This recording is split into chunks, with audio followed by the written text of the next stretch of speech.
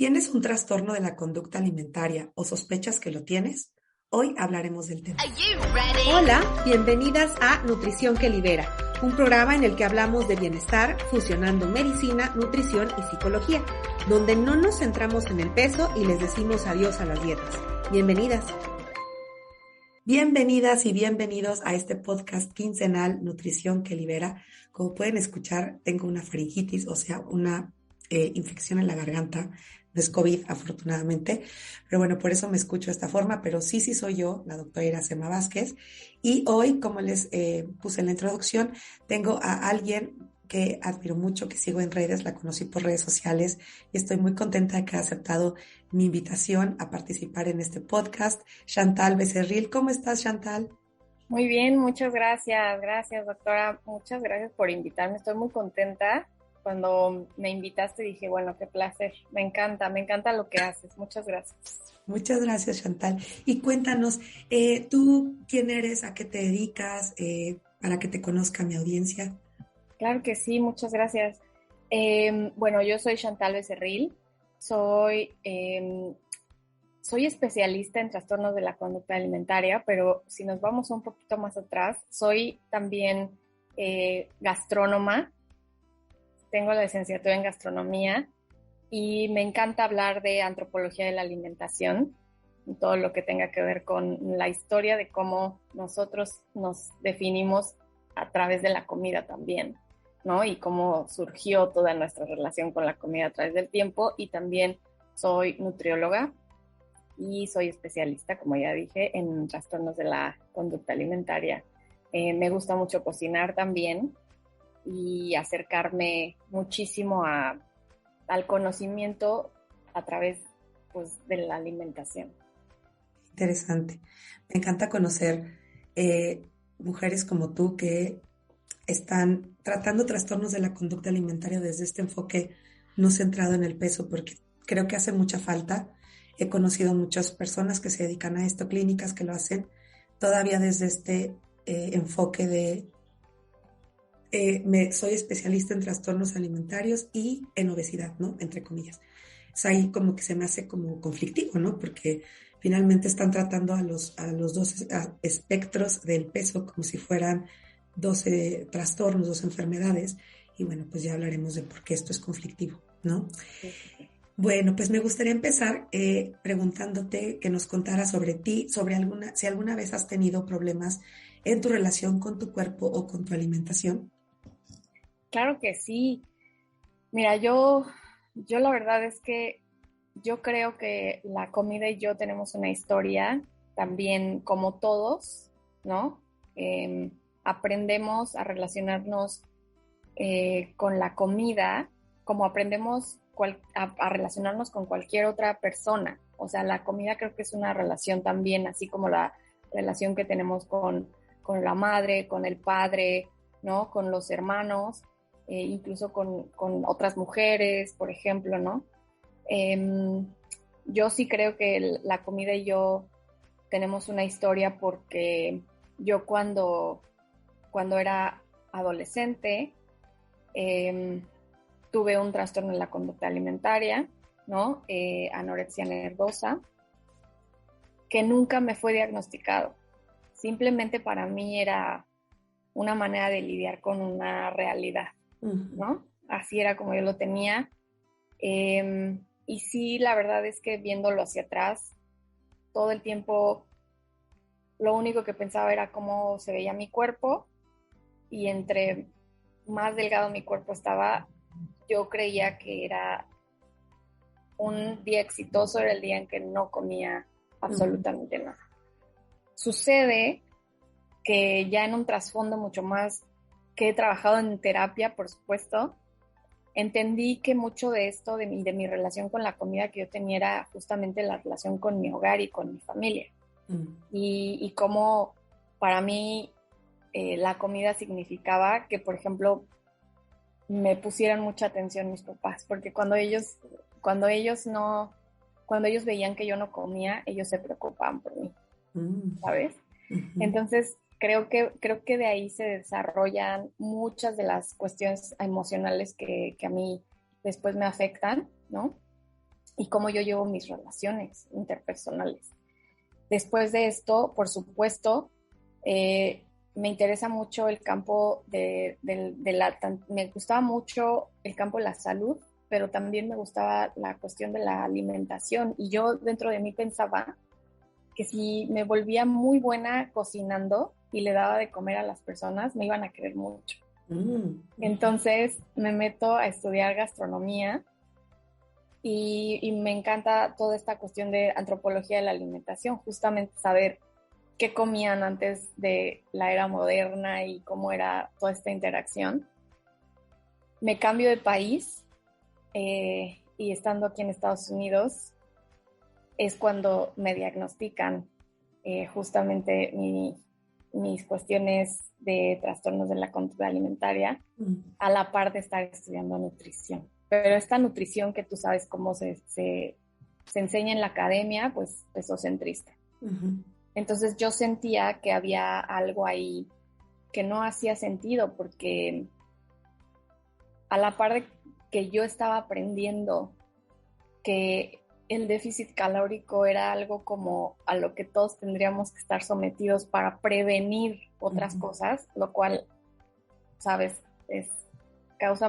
no es verdad, pues. Pero era como algo que alimentaba mi trastorno a la par. O sea, lo que yo iba aprendiendo se iba con ese conocimiento iba sustentando mi trastorno de la alimentación. O sea, lo iba cada vez alimentando. Por eso cuando yo termino de estudiar, tengo una crisis emocional de no saber realmente qué más hacer, porque todo lo que yo estaba haciendo con otras personas alimentaba ese trastorno de la alimentación que yo tenía. Entonces me doy un break, me dedico a mi terapia psicológica, y es cuando yo entiendo que necesito ser coherente. Y si yo necesito realmente sanar mi relación con la comida y sanar la relación con mi cuerpo, yo no puedo estar infringiendo ese tipo de cosas a mis pacientes. Y es como empiezo a decir, bueno, ahí me llega la crisis de decir, bueno, acabo de terminar una segunda carrera a la que quería dedicarme toda la vida, y simplemente en mi terapia me acabo de dar cuenta que ya no puedo hacer lo que me enseñaron, ¿sabes? O sea, era como una crisis existencial por muchos frentes. Pero bueno, al final de cuentas, empiezo a conocer todos estos libros de alimentación intuitiva, empiezo a conocer quién es Lucy Aframor, y toda esta cuestión de cómo la alimentación puede ser un camino muy liberador, ¿no? Entonces empiezo a conocer que el peso y lo que hagamos nosotros para realmente como cambiar el peso de las personas es algo que atenta contra su propia salud mental. Y es algo a lo que yo le tengo mucho respeto. Y pues bueno, ahí es donde yo hago mi cambio de paradigma. Me siento muy identificada contigo, porque cuando yo empecé a descubrir estos nuevos enfoques, bueno, no nuevos, pero estos enfoques diferentes hacia la salud, justo que no se limitan a ver al peso como un marcador de salud, yo estaba en terapia. Y justo estaba en una terapia con una psicóloga nueva que me cuestionó sobre mi amor propio. Y me di cuenta ahí que tenía cero, ¿no? Cero amor propio. O sea, bueno, que me odiaba mi cuerpo, que si no estaba flaquísimo, lo cual nunca logré, ¿no? Afortunadamente, no me sentía bien, y si no estaba a dieta sentía que estaba transgrediendo las normas de la salud y de la belleza y estética. Entonces, bueno, empiezo a conocer todo esto que tú ya mencionaste, y mi shock hay ¿y ahora qué voy a hacer con mi consulta? ¿No? A mí me pasó, así como tú comentas, ¿no? De todo lo que he aprendido, no lo puedo aplicar porque pues, no voy a poner a la gente a bajar de peso. Así yo me sentía ¿qué voy a hacer con todo lo que he estudiado años y años y que le he invertido un dineral y un esfuerzo y que era mi sueño hacer esto?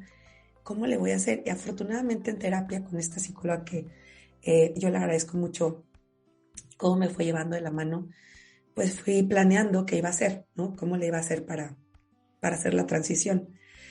Pero me relaciono mucho contigo en este shock, ¿no? O sea, alguna vez oí a Lupita Rosada que me decía, muchas personas tienen que hacer pausas cuando descubren estos enfoques, porque es muy doloroso y muy confrontativo, ¿no? Decir, ¿y ahora qué hago?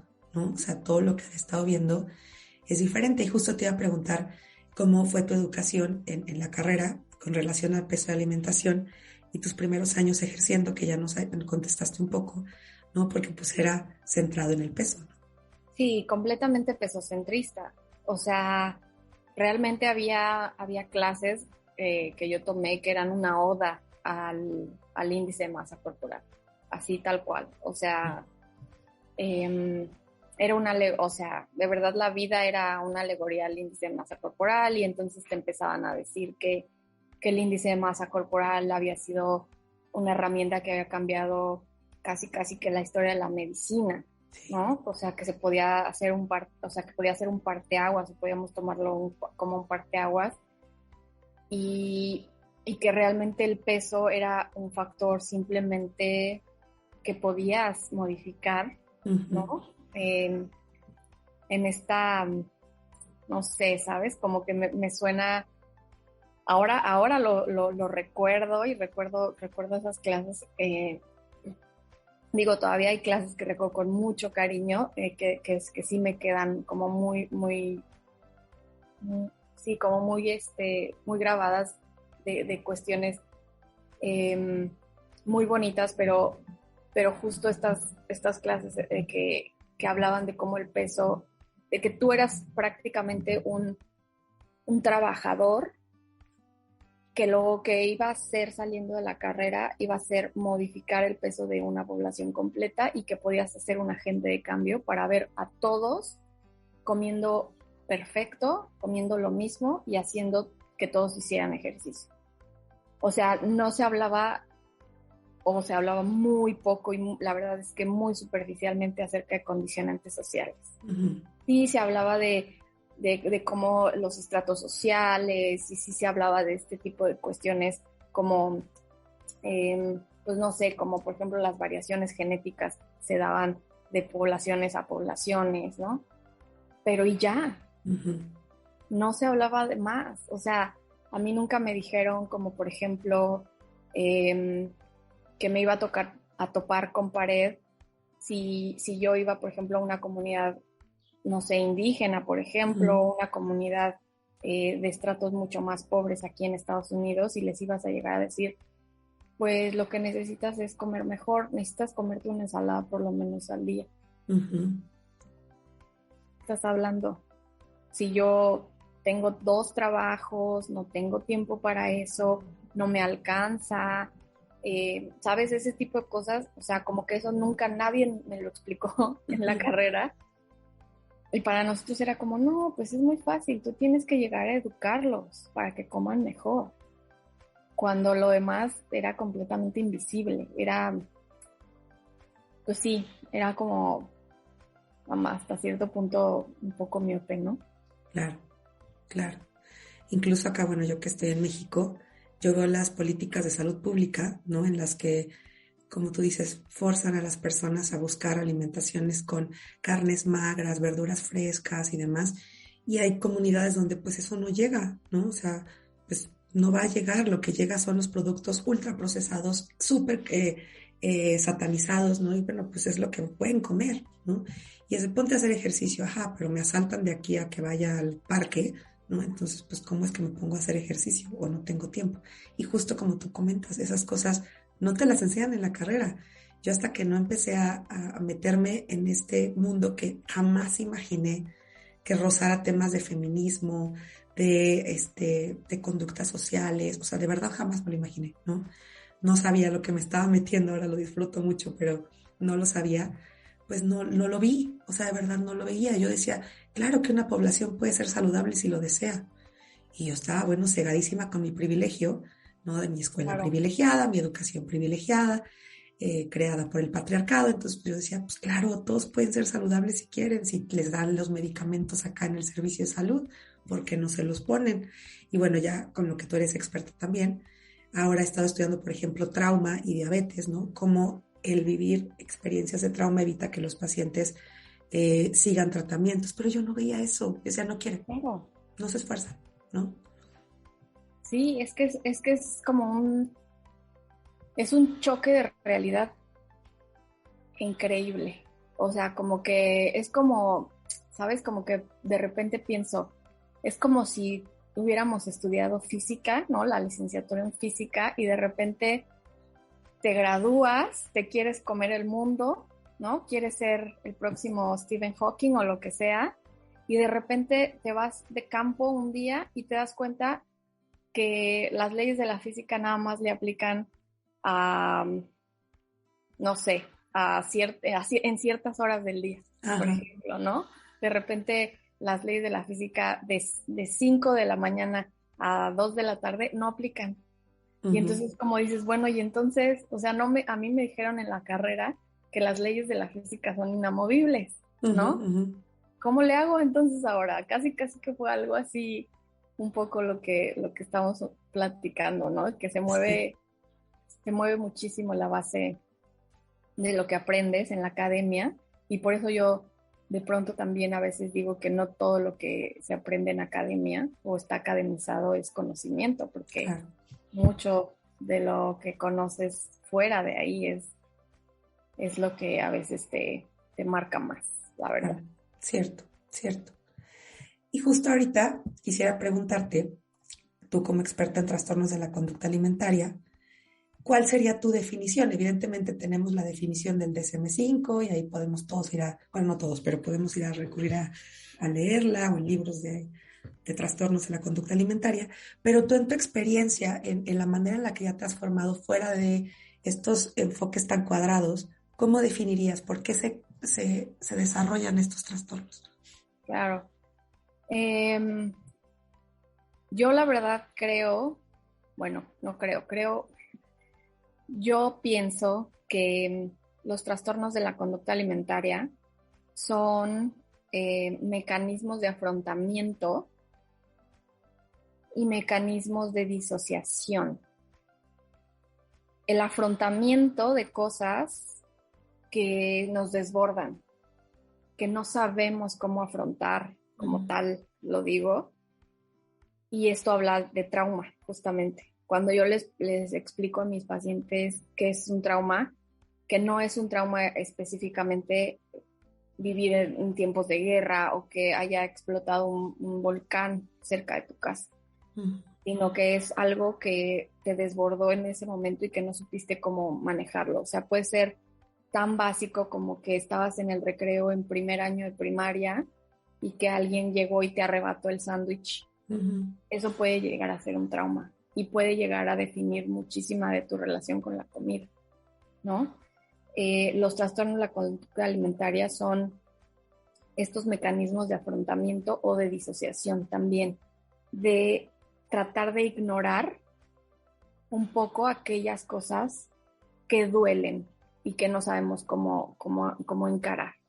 Entonces, de pronto, tú te das cuenta que depende como la etiología del trastorno, ¿no? Como la definición como tal y como la expresa el paciente o la paciente, tú te das cuenta si es una manera de cómo afrontar algo o como de disasociarse, como olvidarse un poco, como desconectar, me desconecto y entonces me doy o sea, como que me entrego al trastorno, porque este trastorno es lo que en este momento o se siente mejor que lo otro que duele más, o es lo que hace que mi mente vaya hacia eso. Y justamente la mayoría de las pacientes con trastornos de la conducta alimentaria, justamente su mente es 98% el trastorno.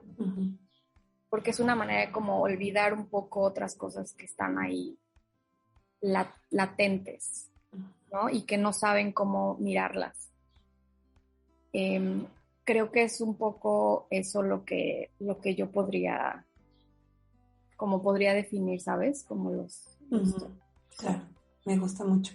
Me gusta mucho porque he escuchado mucho recientemente cómo no debemos enfocarnos en que los TCA, que es la abreviatura de trastorno de conducta alimentaria, cómo los TCA no son ni sobre la comida, ni sobre querer llamar la atención, ¿no? O sea, probablemente esta llamada de atención sea un grito de ayuda, no un quiero ser no sé, popular, ¿no? O sea, es muy diferente, ¿no? Y tampoco es un no quiero comer o ya come y, o sea, porque no come, simplemente come o no vomites, deja de vomitar y ya, ¿no? Porque tienen una cimentación muy profunda en la mente, ¿no? En la experiencia de la persona y no la puedes llegar a cortar como podar un árbol, ¿no? O sea, realmente necesitas desde las raíces evaluar qué fue lo que pasó, qué está ocurriendo y qué hace, como tú dices, que se mantenga en el tiempo, porque es mucho más sostenible que lo otro que es tan doloroso, ¿no? Ujú. Y que muchas veces, bueno, yo creo que la mayoría, no sé, tú nos dirás, para la paciente no son advertidas, ¿no? O sea, son muy inconscientes estos mecanismos de defensa. No es como que decidan, ay, pues voy a dejar de comer o voy a empezar a vomitar porque seguro se siente mejor, ¿no? Sino simplemente la biología nos hace buscar estas defensas, ¿no? Sí, y justamente eso sucede mucho cuando un trastorno ya está muy avanzado, justamente tu cuerpo, la memoria de tu cuerpo ya es muy difícil detenerlo, por ejemplo, ¿no? Como por ejemplo, en actividades como purgativas. Eh, Sucede esto que, por supuesto, de inicio, cuando tú empiezas a desarrollar un trastorno de la conducta alimentaria, quieres sanar algo en ese momento o tratas de disasociarte de algo, de olvidarte por unos minutos o de justamente eso que te está doliendo, que puede ser desde tu reflejo en el espejo y lo que eso significa, ¿no? O sea, la forma de tu cuerpo y demás. Pero de pronto estos trastornos avanzan y avanzan y avanzan y como que la memoria corporal los va absorbiendo y los va absorbiendo y llega un punto en que aunque ya la paciente intente parar, la memoria de su cuerpo es como, yo sé que entonces después de una comida, pues ahora tengo que purgar de alguna manera, ¿sabes? Sí. Y ahí como que se queda esa cuestión, como tú dices, sí hay cosas muy, muy inconscientes y esta memoria, como este ejemplo de esta memoria de cuando ya no pueden parar, sucede mucho porque cuando se habla de trauma, justamente se habla de que hay memorias que nosotros enterramos en nuestra mente, pero el cuerpo las tiene, el cuerpo las mantiene y el cuerpo está esperando el momento para sacarlas, ¿no? Sucede esto con los trastornos. Sí. Y ahora me gustaría preguntarte, ¿tú cuál consideras que es el abordaje adecuado para estos trastornos? Me refiero a o sea, bueno, ahorita lo tocaremos, ¿no? Pero ¿quiénes deberían intervenir, ¿no? Como estas cuestiones. Claro, claro. Bueno, para empezar, y algo muy importante es justamente no abordar los trastornos desde un enfoque pesocentrista. Hay trastornos en los que sí necesitamos monitorear el peso de la paciente por unas cuestiones, bueno, tú lo sabes, justamente en un síndrome de realimentación, en donde un estado nutricio muy malo nos está llevando, por ejemplo, a pesos de verdad muy bajos, ¿no? Muy, muy bajos. Y es útil de pronto también estar monitoreando a la paciente, pero son casos bien específicos, bien específicos y generalmente son casi de los más críticos de esto, ¿no? Pero sí es muy bien importante que cuando estamos viendo, por ejemplo, los TCAs en formas tempranas o sí que han sido un poco más, digamos, más crónicos, pero que ya el peso se ha convertido también como en esta actividad compulsiva, sí hay que educar a que el peso se tiene que ir, o sea, como desenfocar el progreso de algo, de lo que sea, tanto de me quiero curar del TCA, como del estoy bajando de peso y entonces me estoy dando cuenta por medio de que una báscula, o sea, tenemos que educar y ayudar a nuestras pacientes a que justamente la báscula y el número de la báscula se quede y se vaya al lado y que realmente sean otros parámetros los que estamos utilizando. Para empezar es eso, ¿no? Yo te digo, únicamente utilizar el peso en casos muy, muy específicos, que sea una recuperación no pesocentrista, por supuesto, y que sea multidisciplinaria. Es súper importante que exista la especialista, en este caso de nutrición, con conocimiento de TCA, no pesocentrista, que haya una terapeuta también con conocimiento de trastornos de la conducta alimentaria, y médicos. Aquí en la cuestión de médicos, por ejemplo, en el caso de, por ejemplo, tú, que tienes como un conocimiento más amplio, tanto de justamente de medicina como de nutrición, se puede ampliar como más, ¿sabes? El hecho de que tú podrías ver a una paciente con una recuperación. Pero también tenemos que ver que hay médicos también que nosotros obviamente nos vamos o sea, nos tenemos que apoyar en medicina. O sea, casi que en el 90% de los casos nos tenemos que apoyar en medicina, pero también tenemos que ser cuidadosos de que o sea, que no se refuercen en estos casos, porque muchas veces cuando se ve que una paciente se está recuperando y que el peso, porque a veces es esperado que el peso aumente, ¿no? Muchas veces los médicos ya empiezan a decir, bueno, ya estás estable digamos, en temas bioquímicos o cosas así, pero entonces ahora sí ya contrólate. Uh-huh. Y empiezas a meter este tipo de ideas. Entonces también o sea, cuidar como el equipo que va a estar alrededor de esto, pero siempre sí recomiendo que sea multidisciplinario, y también la verdad es que yo recomendaría un extra también de personas que pudieran apoyar en cuestión de movimiento del cuerpo, que para mí también toda esta cuestión de trauma y memoria corporal también tiene que ver cómo nos disasociamos de lo que es las sensaciones corporales, porque también el ejercicio es una actividad disociativa. O sea, también vamos al ejercicio y hacemos el compulsivo como para olvidar ciertas cosas, y de ahí parte, bueno, pues también un trastorno.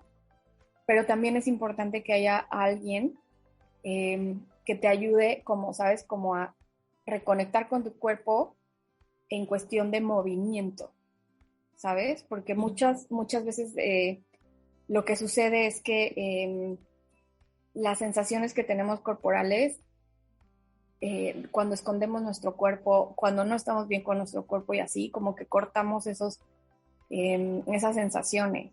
Entonces, como que estar con alguien también que te ayude a moverte o a reconectar con tu cuerpo por el lado del movimiento para la vida, ¿no? Un poco eso también nos ayudaría muchísimo. Y sobre todo también algo que quiero decir es que se habla muchísimo de los trastornos de la conducta y del apoyo familiar cuando son menores de edad. Cuando son menores de edad, pues la terapia incluye que los cuidadores, ¿no?, sean como las personas que cubren y a las que hay que educar también acerca del trastorno.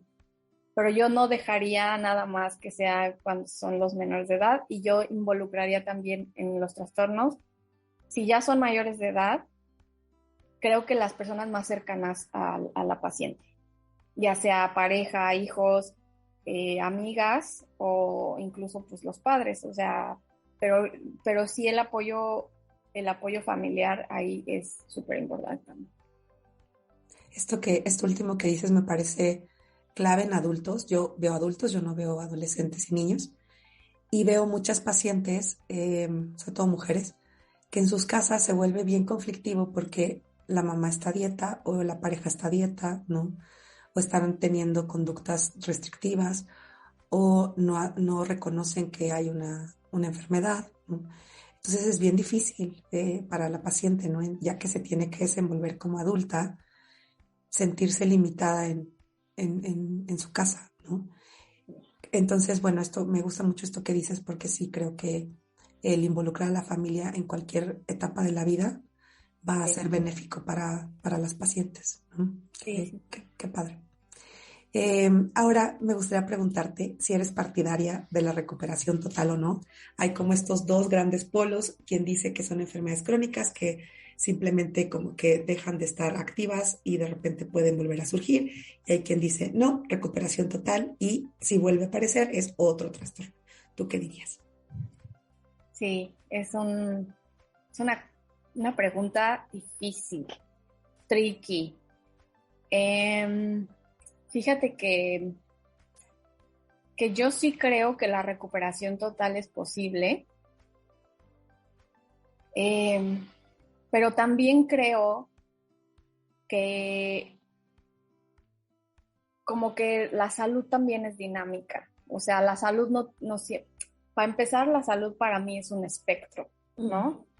Y como un espectro, pues nunca se expresa de la misma manera en todos, ¿no? Y creo que puedo decir que la recuperación es total cuando has dejado dentro de la terapia de la recuperación de un trastorno en la conducta alimentaria, como la semilla, ¿no? En conjunto con tu equipo, de entender eso, de que la vida como tal es completamente, o sea, a veces estamos arriba, a veces estamos abajo, va a haber días buenos, va a haber días malos, no es lineal completamente, pero que también estás bien con eso. O sea, que como que lo comprendes y que esa semilla te va a ayudar como a tener mucha más conciencia de este tipo de cosas y a que cuando tú notas que empieza a haber días malos, como poder reconocerlos y poder utilizar los recursos que has aprendido, ¿sabes? Porque de nada sirve que tú ayudes a una mujer, por ejemplo, en una recuperación y que le digas, bueno, de aquí ya estás dada de alta, ya estás otra vez bien alimentada, ya tienes, no sé, la cuestión de electrolitos y ya tienes otra vez como la estructura de alimentación que sabes que tienes que seguir y que tienes que cuidar y todo, y bueno, bye. Y que después de eso ella diga, bueno, ¿y de aquí qué, no? O sea, ¿qué es lo que puedo esperar? Ya me dieron de alta, pero no me dijeron si en 2 o 3 años te vuelves a sentir mal, sabes que esto puedes utilizar herramientas que utilizamos antes. También como que plantar la semilla de que estar en terapia, no solamente por el trastorno de la conducta alimentaria, sino como por ese tipo de sentimientos de la vida que de repente se nos vuelven un poco abrumadores, ¿no? Y de poder pedir ayuda y de acercarte y de utilizar, no sé si me estoy explicando muy bien, pero Sí. como esa idea de que la vida nunca va a ser una línea recta y de que a partir de que surgió la recuperación, todo va a estar perfecto. Todo es perfecto y todo va a estar bien y que a partir de ella sí sigues las indicaciones y si sigues haciendo las cosas como las estamos haciendo hasta ahorita, todo va a estar igual y perfecto y ideal, ¿no? Porque creo que la vida no es como así, ¿no? Como que hay días muy buenos y días muy malos y sobre todo, ¿sabes qué? Que yo trabajo con mujeres neurodivergentes. Yo tengo TDA, tú también tienes un trastorno de atención y demás, y tú sabes que la cuestión pues del manejo emocional y de este tipo de cuestiones, siempre tenemos que estar como muy atentas a las señales que nos está dando nuestro cuerpo, porque pueden ser de un momento para otro abrumadoras, ¿no? De un momento a otro, o de repente, por ejemplo, el simple hecho de tener TDAH y querer hacer en un momento malo, por ejemplo, querer hacer un mindful eating, puede dispararte cuestiones ahí como, o sea, te puede salir como contraproducente, ¿no? Uh-huh. Entonces, como ayudar a la paciente de TCA a que inicie también un camino de autoconocimiento. Uh-huh. ¿Sí me explico? Y que no lo deje. Uh-huh. Y que aunque ya haya superado la etapa del TCA, que no deje su camino de autoconocimiento y que no deje de escucharse y que no deje siempre de estar escarbando cuestiones que te hagan ruido dentro de ti. Y creo que ahí, cuando tú haces y cuando plantas esa semilla de querer, de que la persona esté siempre consciente de que los días pueden ser buenos y malos, pero que esos son únicamente temporales y que va a haber recursos que pueda utilizar, creo que eso es para mí como la recuperación. Uh-huh. Uh-huh.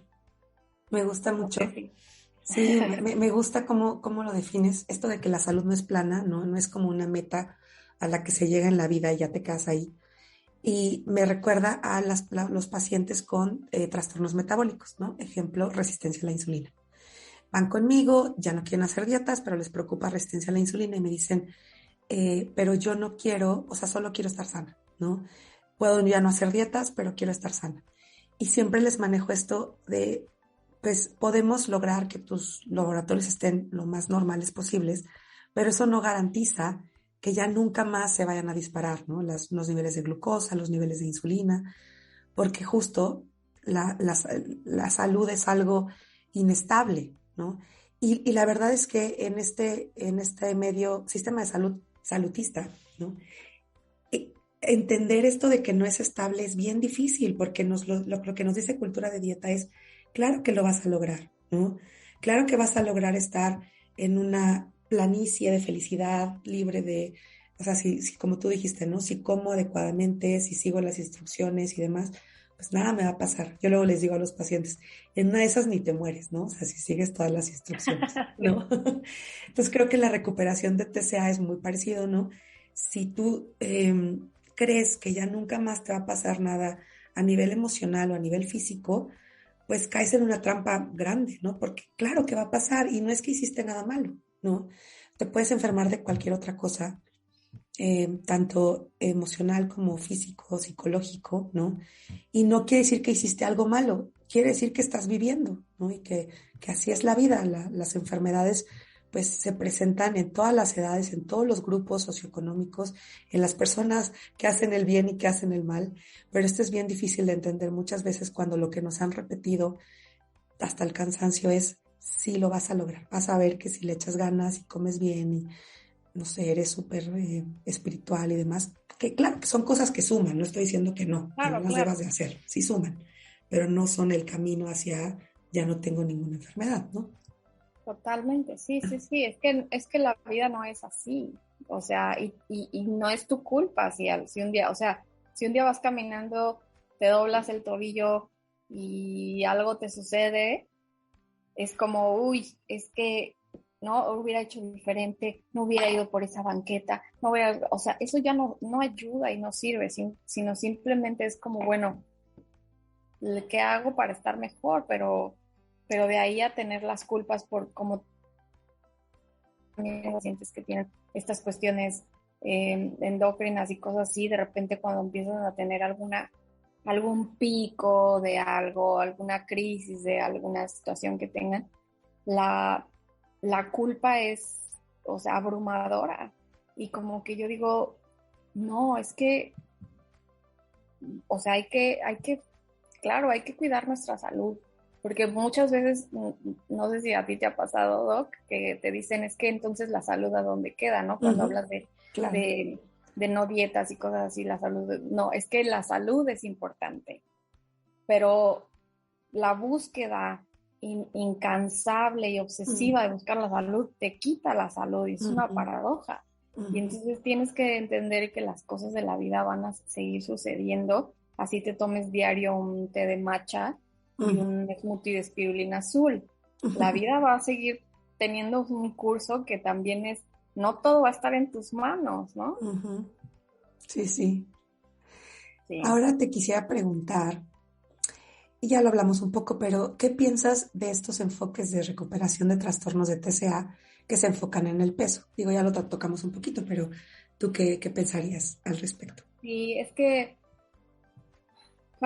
causan, como digo, otra paradoja también, otra paradoja de la recuperación, porque justamente tanto las dietas como desarrollar un trastorno de la conducta alimentaria son cuestiones como que tu cerebro está utilizando también para una distracción de otro tipo de cuestiones, como ya lo hablamos.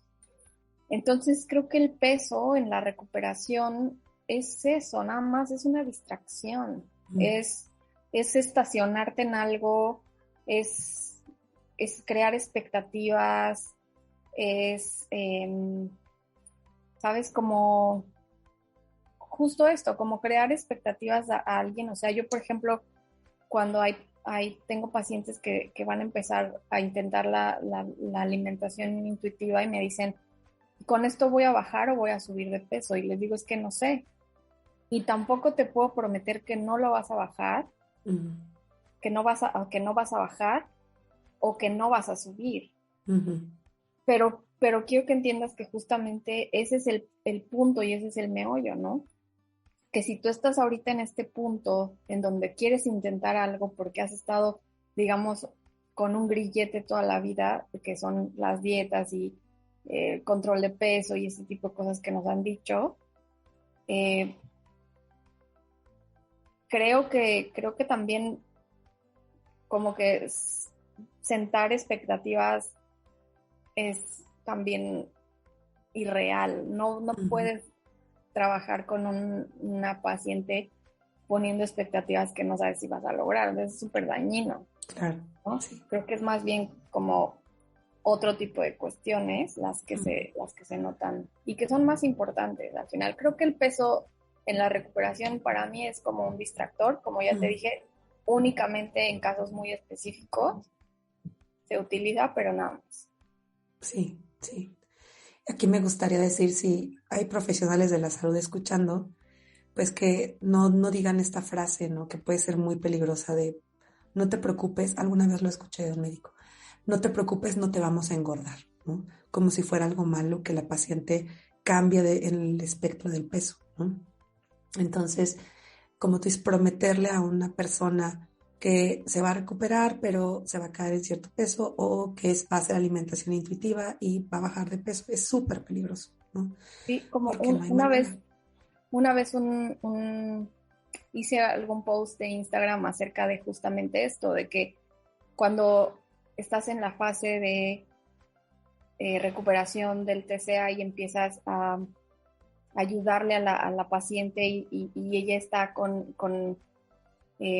la decisión de voy a empezar a comer otra vez siguiendo mis señales, ¿no? Que también eso es un proceso llegar al punto de decir ahora estoy llegando a mis señales, no es de la noche a la mañana, pero de repente me dicen, estoy comiendo como nunca en mi vida. Parece que una vez una de ellas me dijo, parece que estoy en engorda, que soy el chanchito que van a matarlo a las carnitas de la fiesta. Y le dije, no, es que a ver, también hay que entender que es súper subjetivo las cantidades que una persona con trastorno de la conducta alimentaria maneja. Y también el ver como estoy súper comiendo o que un profesional de la salud te diga no te voy a engordar, o sea, es como súper dañino, porque para empezar la mente de la paciente con trastorno de la conducta alimentaria no ve las cantidades de comida como las ves tú, que estás sano. Entonces, para empezar a hablar, por eso justamente el peso es un distractor, porque las cosas son súper subjetivas para ellos.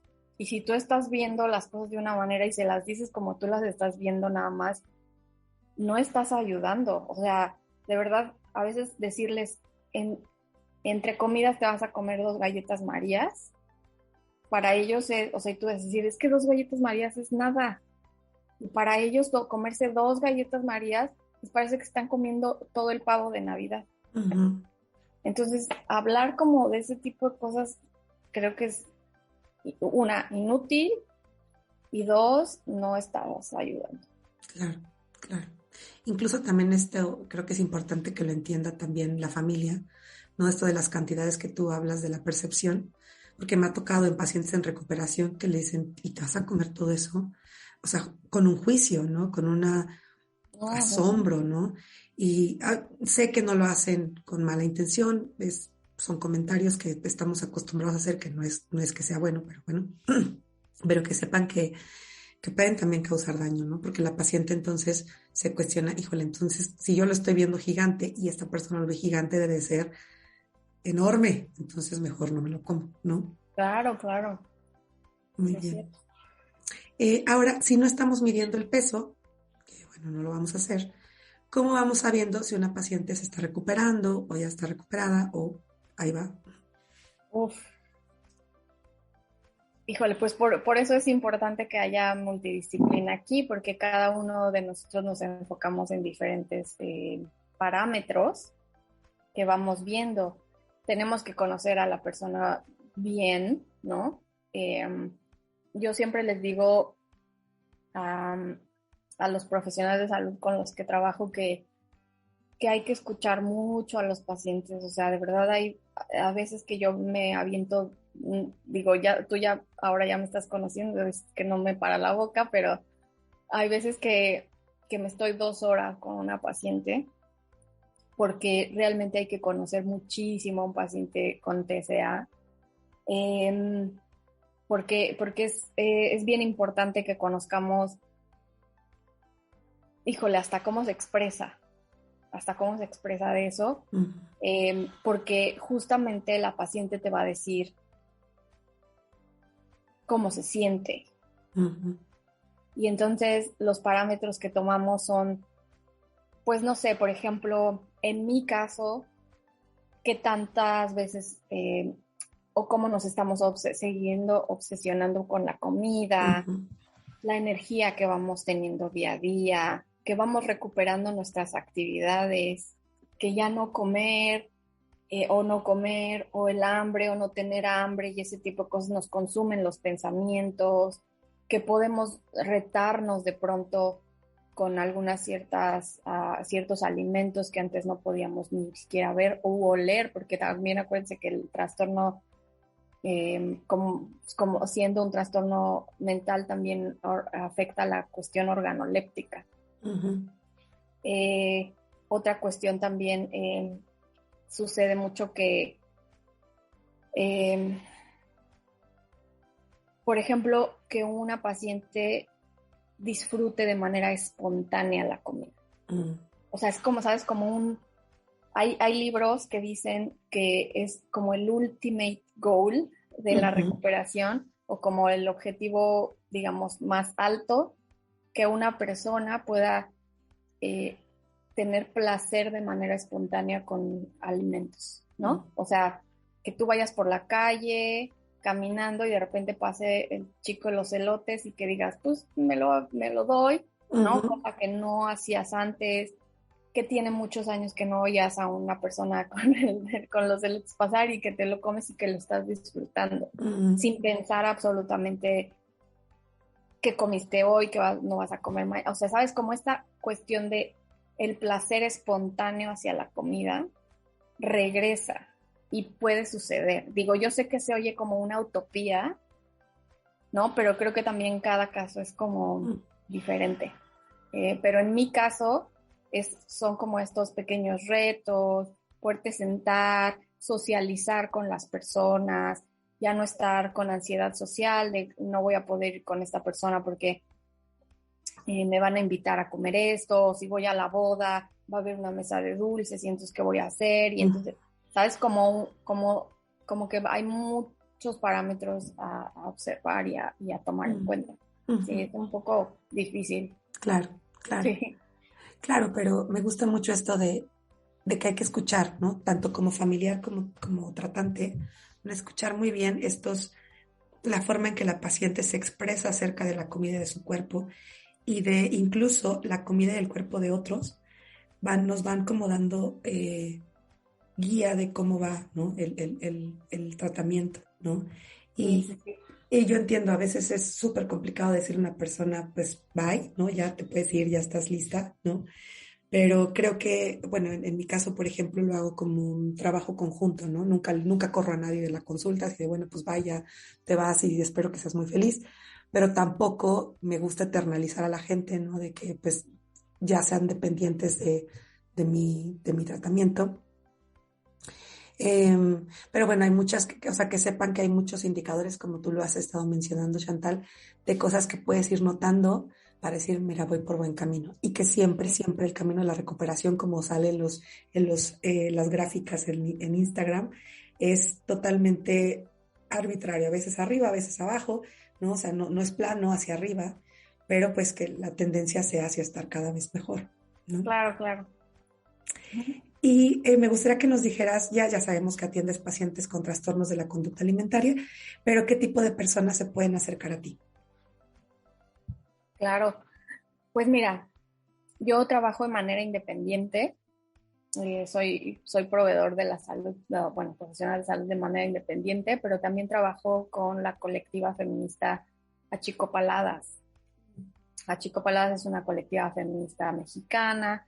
Hay más de 15 profesionales de la salud y de la salud mental que proporcionan eh, consulta o acompañamiento eh, a bajo costo, porque, bueno, el moto o el lema de Achicopaladas es justamente que no hay salud mental sin justicia social. Entonces, nosotros entendemos que a muchas veces el cuidado de la salud mental, ay, se habla tanto de eso y de repente tan inalcanzable, o sea, tan cerca pero tan lejos, sobre todo en un país como México, en donde tener un terapeuta de cabecera, ir con él, pues es un privilegio bien, bien grande, no todas las personas pueden hacerlo, entonces Achicopaladas hace una gran labor acerca de llevar este tipo de cuidados a toda la población, porque no nada más el que puede pagar lo necesita y lo va a aprovechar, sino también quien no lo puede pagar, ¿sabes? O sea, tratamos de hacer lo más que se pueda con esta situación. Entonces trabajo con ellas y trabajo de manera independiente también. También doy sesiones grupales en donde hablamos se llaman cuerpas y comida. Pero sí es importante que sepan que yo solo trabajo con mujeres, porque así lo he decidido y porque es como yo me siento segura con pacientes mujeres o que se identifican como mujer. Eso es importante también mencionarlo. Y bueno, trabajo desde obviamente la perspectiva de la recuperación de los trastornos de la conducta alimentaria, pero también por la cuestión de nutrición y salud integral sin enfoque en el peso, que quiere decir que también ayudo a veces a mujeres que no saben cómo comenzar el cuidado de la salud o a su autocuidado, ¿sabes? Sin hacer una dieta y sin estar haciendo ejercicio. Entonces, más o menos adecuamos ahí como cuestiones de autocuidado que no tengan que ver con ningún tipo de actividades compulsivas y que no tenga que ver eso. Entonces, también hago eso. Te ayudo si te interesa mucho saber más de cómo realmente dejar las dietas, también hago eso. Pero justamente eso es lo que hago. Qué bonito. Y qué bonito está Achicopaladas, la verdad lo desconocía. Voy a dejar en las notas del episodio el contacto para que la gente que le interesa se pueda acercar. Gracias. Y me gustaría que nos dieras, para ir cerrando, un mensaje final, algún mensaje que quisieras compartir. Bueno, pues la verdad es que me la pasé increíble, de verdad. Haces una labor también bien bonita e increíble y yo sé, porque ya me lo contaste, que toda esta cuestión ha sido no fácil y no ha sido fácil para muchas de nosotras.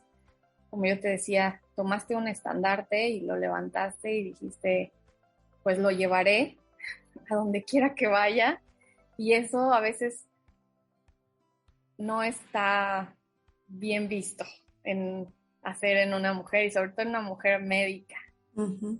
¿no? Que estás haciendo, pero yo estoy segura que cada uno de tus pacientes están bien cuidadas, bien cuidados, bien cuidades, eh, y que van a llegar, no van a poder llegar a mejores manos. Y, y eso me da mucha alegría de conocer personas como tú. Y bueno, el mensaje nada más que yo quisiera dejarles es que justamente toda esta cuestión de la salud se ha desvirtuado muchísimo y en aras de perseguir la salud o de que el único objetivo de tu vida sea mantener una buena salud, se nos va justamente la salud, ¿no? Y que quiero que sepan que sí existen las paradojas en toda esta cuestión de la educación en las ciencias de la salud, ¿no? O sea, en las ciencias de la salud hay una que otra paradoja. Y si hay profesionales de la salud que nos están escuchando, yo nada más, el único mensaje que les dejaría es que hacen una labor súper grande, nutriólogos, psicólogos, médicos de cualquier especialidad, ¿sabes? Incluso, bueno, dentistas, terapeutas físicos, etcétera.